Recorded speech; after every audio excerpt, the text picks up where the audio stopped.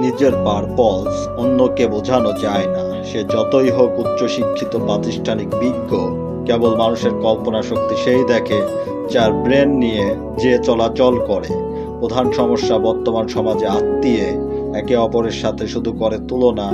এটা কোনো লজিক্যাল আচরণ হতে পারে না। দেখুন, আমরা সবাই ভিন্ন, আমাদের বংশগত আচরণ ভিন্ন। কারোর চোখে আপনি হতে পারেন কুৎসিত, আবার কারোর চোখে আপনি অপূর্ব, কিন্তু এর মানে এই নয় যে আপনি হলেন অকাল কুষ্মাণ্ড।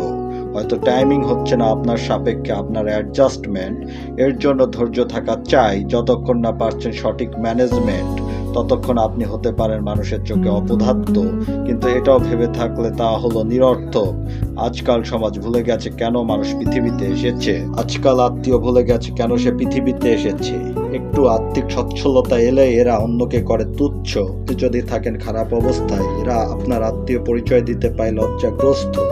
তবে আপনিও সমান দোষী এর জন্য। কারণ কি জানেন, আপনি আত্মসম্মানহীন একটা ইতর প্রাণী, যে নিজে কিছু না করে সবসময় ঝোপে ধনী আত্মীয়ের বাণী। যতক্ষণ না আপনি হবেন আত্মকেন্দ্রিক, ততক্ষণ কোনো সম্মান নেই আপনার। এটা একদম সঠিক। কেন দেবেন আপনি নিজেকে অন্যের দ্বারা বিচার হতে? সে কি ভাগিয়ে আপনার জীবন সংগ্রাম থেকে? দেখুন, আপনার খারাপ দিনগুলি কেউ পায়নি কষ্ট যতটা আপনার ভেতরে ভর্তি ছিল।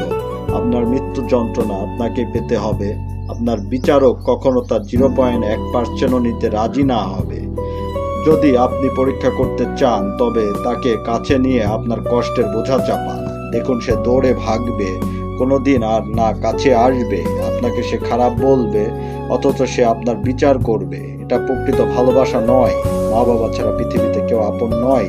যদিও নিজেই হয় মানুষ নিজের সব থেকে আপন, তবুও যদি নিজের পর কেউ থাকে, মাতা পিতার চেয়ে নয় অন্য কোনো জন।